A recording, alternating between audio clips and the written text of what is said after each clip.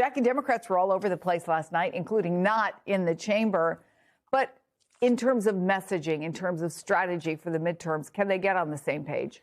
Yeah, Chris, I think that there's going to be a concerted effort to avoid what Mitch McConnell famously referred to the infighting going on within his party several years ago, which is mutually assured destruction. And that's making sure that the moderate and progressive wings of the party are not cannibalizing each other and capitalizing on this moment when Trump is having a lot of issues navigating the next few years forward, specifically these next few months, and getting out of the hole he's in when it comes to all-time low approval ratings on the tenets of his White House and what he campaigned on, immigration and the economy and cost of living. And last night, he did not do himself any favors, but you did sort of see some of the separation that Democrats are going to be dealing with going into this strategy session this week between progressives and moderates. I think that was illustrated well between Summer Lee and Abigail Spanberger, who gave a sort of competing State of the Union responses.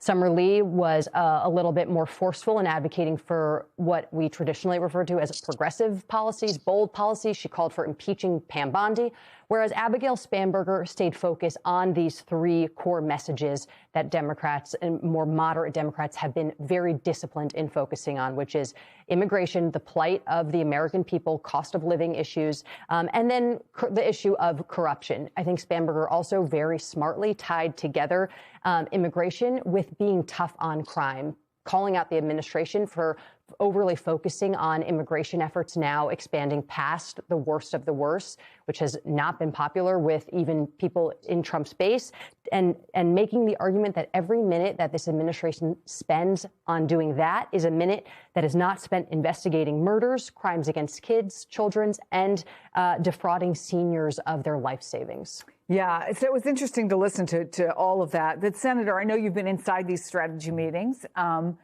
What's it like? What do you imagine if you were inside that one in Virginia, in Leesburg? What's the most urgent discussion they're likely having? Well, look, I think there's going to be all sorts of stuff that's brought up, and then there's got to be some level of consensus. And I think it can happen between the moderates and the progressive wing of the party. I think if the folks in the meeting room focus on what people are talking about around their kitchen table, affordability being a big one, corruption being a big one, the immigration enforcement mess that's going on, healthcare. There's so many issues out there that they're going to have to really refine it down to a very, very simple message that people are concerned about, and then they need to come up with specific policies that they can go out and campaign on and say, if I get elected, this is what I'm going to push for, and it's going to reduce your costs, and here's how it's going to happen. I think there are so many things out there, but I do not think Democrats can take it for granted just because there's a lot of folks unhappy with the way things are going right now that they're automatically going to win. They have to have a platform to run off of, and it has to be a platform that we're going to do a better job than those guys do. And if they do that, I think they'll be very successful come the election in 2026. Yeah, it's interesting, actually. I was just talking to Senator Jeff Merkley about that very same thing. And is there any concern that they're going to just think, OK, when you look at what's happened over the last year, we have either won or overperformed in the vast majority of elections that have been out there. And could they be a little bit complacent because Donald Trump's numbers are so bad, but frankly, the Democrats' numbers are so bad. So how important is what happens in that room in Leesburg? It's very important, Chris, and you bring up a very good point. The Republican numbers are bad.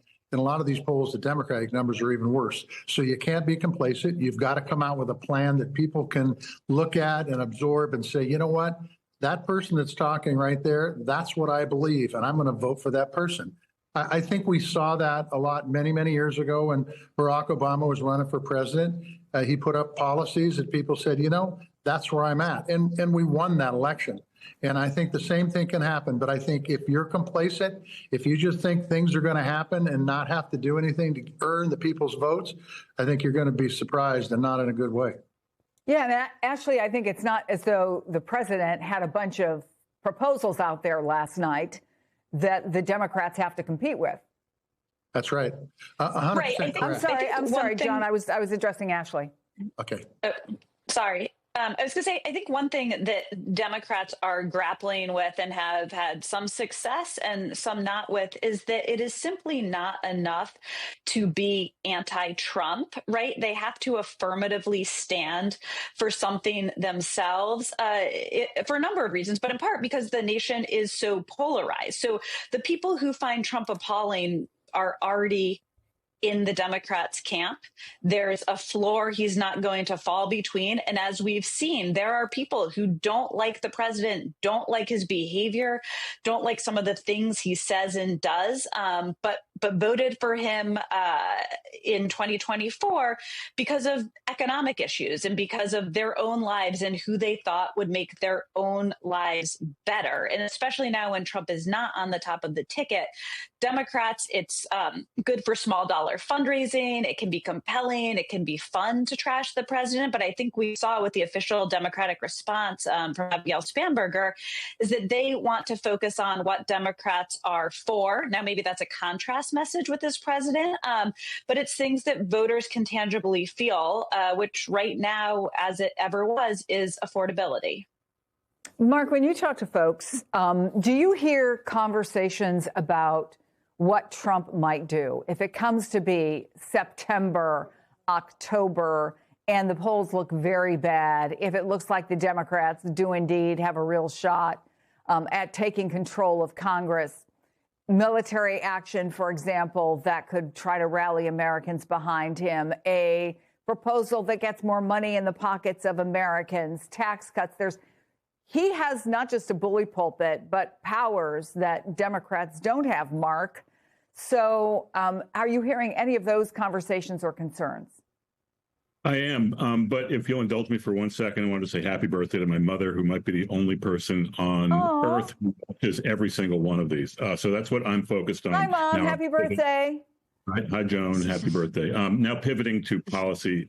I do think if Donald Trump has a policy that he's going to spring on voters to really juice the popularity of his party before November, he probably would have done it by now. I mean, I think the greater anxiety we hear about all the time is some kind of election interference shenanigans around, polling places, some kind of counting thing, some kind, just any kind of sort of extra electoral kind of activities. Again, we don't really know what we're dealing with here, but I do think Democrats certainly are aware that Republicans will, or certainly Trump is willing to try anything, and 2021 is sort of the object lesson there. They say they're prepared, although it's unclear what we're looking at here. But anyway, thanks for the indulgence earlier. I'm always for boosting ratings with blood relatives, so feel free to all of you to keep that going. Ashley, today's meeting is going to include speakers, and that includes Virginia Governor Abigail Spanberger, who obviously had the Democratic response last night. The other thing that occurs to me is, for better or for worse, whatever you think, Donald Trump is the leader of the party, clearly, unequivocally, and has that audience. Let me play what Spanberger had to say last night, and let's talk about the Democratic leadership. Here it is. You have to ask, who benefits from his rhetoric, his policies, his actions, the short list of laws he's pushed through this Republican Congress? Somebody must be benefiting. He's enriching himself, his family, his friends. The scale of the corruption is unprecedented. There's the cover-up of the Epstein files, the crypto scams, cozying up to foreign princes for airplanes and billionaires for ballrooms, putting his name and face on buildings all over our nation's capital. This is not what our founders envisioned, not by a long shot. Ashley, who's the leading Democratic voice, or do they need one? Well, I will say what she said there, and in part why she was chosen. I am not arguing that she is the leading Democratic voice at all, but she has been held up as a blueprint for how she won in Virginia. And that message, that specific clip you just played, corruption is a compelling message. Who is benefiting? I mean, she's essentially turning the swamp argument that Donald Trump made quite compellingly on himself. And this is something you hear from voters. This is something voters say in focus groups, that the ballroom feels like it's not really about them. And a lot of the foreign policy adventurism feels like it's not really about them. We heard this all the time in 2024 with Biden. Why are we sending money to Ukraine? Imagine if we had those billions of dollars right here at home in Detroit. We're now starting to hear that about President Trump. And, what are we doing in Venezuela? How does Greenland really help me here at home, help my kids in school, help with my groceries? And so I think that is a message that Democratic leadership in general thinks is a compelling one heading into the midterms.